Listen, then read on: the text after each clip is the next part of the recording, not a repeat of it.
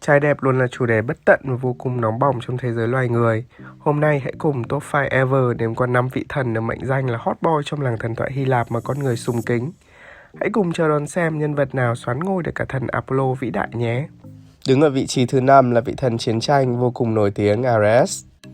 Nhắc đến độ đẹp trai của thần Ares là phải nhắc đến vẻ ngoài sexy kiểu chiến binh với khiên, thương và nón giáp. Thân hình cao ráo, cơ bụng 8 múi quyến rũ và vô cùng hấp dẫn. Vẻ ngoài đó có thể hạ gục bất cứ cô gái nào và đến cả nữ thần sắc đẹp Aphrodite cũng bị rơi vào lưới tình. Ares là con chính thống của Hera và Zeus là một trong 12 vị thần vĩ đại trên đỉnh Olympus, nơi cư ngụ của những vị thần vĩ đại nhất thế giới thần thoại Hy Lạp. Ares được biết đến như vị thần của chiến tranh và khá là tai tiếng vì sự tàn bạo, không kiêng nể ai. Dân gian ta có câu nói cái nết đánh chết cái đẹp, thì ở Ares là cái đẹp để bẹp cái nết. Ta đẹp thì ta có quyền. Ares gần như lấy trọn các tật xấu của cha mẹ mình, đó là hung hăng, lăng nhăng và hiếu chiến. Câu chuyện tình của Ares thì cũng chẳng đẹp đẽ gì khi Ares tàn díu với chị dâu là thần sắc đẹp Aphrodite. Người chị dâu đó bất mãn vì bị ban hôn ước cho anh trai của Ares là thần Hephaestus vừa già, xấu mà lại còn thọt chân, nên kệ cứ nhắm mắt đưa chân cho người tình là thần chiến tranh Ares trẻ đẹp. Hephaestus cũng không phải dạng vừa, bản thân là thần lửa với skill rèn đồ, ông đã chế tạo ra cái bẫy bằng lưới sắt ở giường của Aphrodite. Và lần tiếp theo, cặp đôi mèo mả gà đồng gặp nhau y như rằng nghiệp quật và dính vào bẫy. Hephaestus sau đó gọi tất cả các vị thần đến để đánh ghen hội đồng và tất cả đã được một tràng cười vô cùng rôm rả. Đứng ở vị trí số 4 là chàng trai Narcissus. Chàng thợ săn đồng đội Narcissus là con của một nam thần sông và nữ thần rừng. Càng lớn chàng lại càng đẹp trai. Vẻ đẹp thần thánh của chàng tương xứng cả với những vị thần trên đỉnh núi Olympus huyền thoại.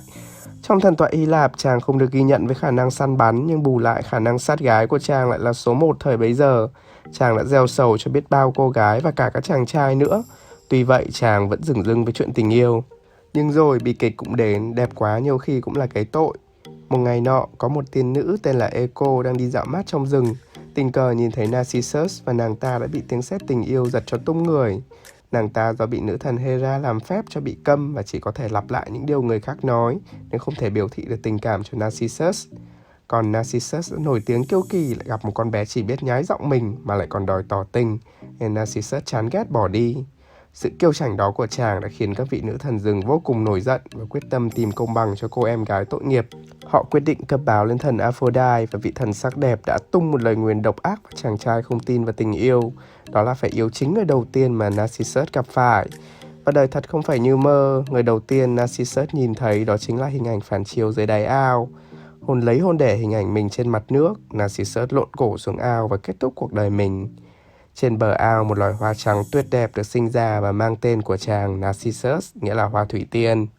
Đứng ở vị trí thứ 3 trong bảng tổng sắp trai đẹp trong thế giới thần thoại Hy Lạp là thần tình yêu Eros, hay trong thần thoại La Mã còn gọi là Cupid.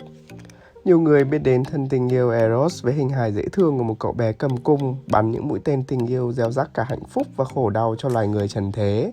Nhưng ai biết đâu rằng Eros cũng có phiên bản trưởng thành, đẹp trai, cute phô mày què lắm chứ không đùa. Có nhiều dị bản về sự ra đời của Eros, nhưng phần đông đều biết đến Eros như là con của nữ thần sắc đẹp Aphrodite và thần chiến tranh Ares. Đúng là hậu sinh khả úy mà. Ares và Aphrodite đẹp ngời ngời thì Eros cũng phải có số có má chứ. Hình ảnh Eros là một chàng trai trẻ tuổi có đôi cánh của tình yêu. Trên tay, Eros cầm mũi tên và ngọn lửa, ý chỉ rằng chúng là biểu tượng sẽ làm đả thương và thiêu rụi các con tim mong manh. Câu chuyện nghiệp quật nổi tiếng nhất của thần Eros là chuyện tình yêu với nàng Psyche. Tương truyền rằng Psyche là con thứ 3 trong một gia đình danh gia vọng tộc. Nàng nổi danh bởi vẻ đẹp nghiêng thùng đổ nước và điều này đã làm mẹ của Eros là thần Aphrodite nảy sinh niềm đố kỵ. Vị nữ thần đã sai Eros dùng bắn mũi tên tình yêu để Psyche yêu phải một thường dân xấu xí hèn mọn. Ai ngờ 30 không phải là Tết. Eros khi nhìn thấy góc nghiêng thần thánh của Psyche đã tự đâm luôn mũi tên tình yêu vào tim của chính mình. Eros đã tìm mọi cách để cưới được Psyche và đưa nàng đến cung điện, nhưng không dám lộ diện và chỉ gặp nàng vào buổi đêm. Ai ngờ biến cố đến khi mấy chị em gái của Psyche đến thăm, biết chuyện và nghi ngờ em mình có thể là nhân vật nữ chính trong bộ truyện Người đẹp và quái vật, nên yêu cầu em gái phải lén xem mặt người yêu. Psyche do quá tò mò đã quên lời Eros dặn và lén xem mặt chồng. Eros bất ngờ tỉnh dậy, tức giận và bay đi mất. Psyche chuộc tội bằng cách nhận hết tất cả các thử thách của thần Aphrodite và sau bao nỗ lực thì Psyche cũng lại làm Eros bị lay động thêm một lần nữa và chàng đã đón nàng lên đỉnh Olympus cùng mình. Đứng ở vị trí thứ hai trong danh sách là vị thần vĩ đại và vô cùng nổi tiếng Apollo. Cũng là một trong 12 vị thần vĩ đại trên đỉnh Olympus và là con ngoài giá thú của thần Zeus và Leto. Apollo nổi tiếng nhờ sắc vóc vô cùng đẹp đẽ, tươi vui lại còn yêu văn thơ và nghệ thuật. Vẻ đẹp của Apollo được miêu tả như một quý ngài lịch lãm, trẻ trung. Ông thần này không râu ria xồm xoàm như thần biển Poseidon, không bặm trợn như thần chiến tranh Ares, không thọt chân như thần Hephaestus hay giả khú đế như ông bố Zeus. Chàng có một làn da trắng sứ ngọc trinh, điểm xuyết bằng một mái tóc vàng xoăn tít su mì nhưng đầy óng ả. Sau sự kiện các vị thần Hy Lạp đánh bại các Titan, rớt lên ngôi chúa tể, thì Apollo và người em sinh đôi Artemis chiếm luôn tước hiệu thần mặt trời và mặt trăng. Kể từ đó, hình ảnh của Apollo lên hương hẳn. Chàng có nhiệm vụ kéo cỗ xe thần để tạo ra ngày và đêm cho trái đất. Hình ảnh cỗ xe dát vàng khiến Apollo đã đẹp trai lại còn đẹp trai hơn hẳn. Nhiều người còn nói chỉ cần nhìn thấy cỗ xe vàng của Apollo là biết thần đẹp trai rồi. Ngoài là thần mặt trời, Apollo còn là vị thần của tiên tri, săn bắn, y khoa, văn thơ và nghệ thuật cũng như các loại hình giải trí khác.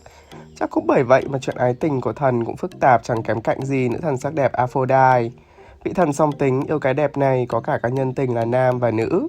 Câu chuyện tình nổi tiếng đầu tiên của Apollo là câu chuyện bi kịch về sự tích vòng nguyệt quế xảy ra lại cũng chính do nghiệp quật. Chuyện là thần Apollo do chế giễu tài năng săn bắn của thần tình yêu Eros, thế là đã bị Eros bắn mũi tên tình yêu xuyên tim. Còn mũi tên cắt bỏ còn lại, Eros bắn vào Daphne, một người con gái của thần sông. Dính đạn, Apollo đuổi theo Daphne đến cùng trời cuối đất, trong khi Daphne thì chạy như chưa bao giờ được chạy. Cuối cùng mệt quá, nàng đã cầu xin thần sông dừng cuộc chơi và biến nàng thành cây nguyệt quế. Apollo thất vọng và tiếc thương, kết hoa nguyệt quế thành vòng đội lên đầu và vòng hoa nguyệt quế cũng trở thành biểu tượng của Apollo từ đó. Câu chuyện thứ hai là câu chuyện đồng tính mùi mẫn với chàng trai Hyacinth có tên thuần Việt là Lan Dạ Hương. Số là hai người chơi ném đĩa thì tự nhiên chàng Lan Dạ Hương bị một cái đĩa headshot bay trúng đầu. Quá bất ngờ, Apollo khóc thương và nguyền rủa sự bất tử của mình và muốn được chết cùng người yêu. Nhưng nghĩ lại thì thôi, bất tử vẫn hơn. Thần quyết định dùng máu của Lan Dạ Hương để tạo thành một bông hoa xinh đẹp tưởng nhớ đến chàng trai xấu số. Nằm trong top 1 những chàng trai đẹp nhất không ai khác chính là Adonis, vị thần của vẻ đẹp và sự khát khao. Ra đời từ mối tình loạn luân của chính mẹ và ông ngoại mình, thần sắc đẹp Aphrodite đã mang bé sơ sinh Adonis cho nữ hoàng của thế giới âm phủ là Persephone nuôi dưỡng. Chẳng ai ngờ Persephone nuôi mát tay quá, Adonis càng lớn càng trổ mã và được liệt vào danh sách chàng trai hấp dẫn nhất hành tinh do tạp chí Tam Giới bình chọn thời bấy giờ. Aphrodite sau khi thấy Adonis như vậy, máu tà dâm lại nổi lên và nghĩ thầm biết thế nuôi nó lớn rồi thịt cho rồi, giờ lại phải đi tranh giành với mụ nữ hoàng âm phủ. Vì số lần nữ hoàng âm phủ cũng mê mệt chàng Adonis này, hai vị nữ thần tranh giành nhau mãi mà không có hồi kết, đến nỗi rất phải nhảy vào cuộc. Lúc đầu rất quyết định Adonis sẽ phục vụ 2, 4, 6 cho nữ thần sắc đẹp và 3, 5, 7 cho nữ hoàng âm phủ. Chủ nhật thì dùng chung. Nhưng cuối cùng ngài cũng mệt và phải di chuyển nhiều, nên quyết định được đưa ra là 1/3 thời gian Adonis ở với nữ hoàng âm phủ và 2/3 còn lại sẽ ở lại với thần sắc đẹp. Sắc đẹp thì luôn luôn có giá trị ở bất cứ thời điểm nào, nhưng hồng nhan thì hay bạc phận. Trong một chuyến đi săn, Adonis quyết định solo với lợn rừng, và kết quả là chàng bị lợn rừng húc phát chết luôn. Aphrodite vô cùng tiếc thương, máu và nước mắt của nàng hòa lẫn lại tạo thành hoa thu mẫu đơn như bao câu chuyện tình yêu trong thế giới thần thoại Hy Lạp khác. Trên đây là 5 vị thần mà top 5 ever ấn tượng nhất về vẻ đẹp. Người thì trẻ trung, quyến rũ, người thì xồm xoàm, manly, người thì đẹp trai vì có xe dát vàng. Còn các bạn ấn tượng với vị thần nào hoặc top 5 của các bạn là gì thì like, subscribe và comment nhé.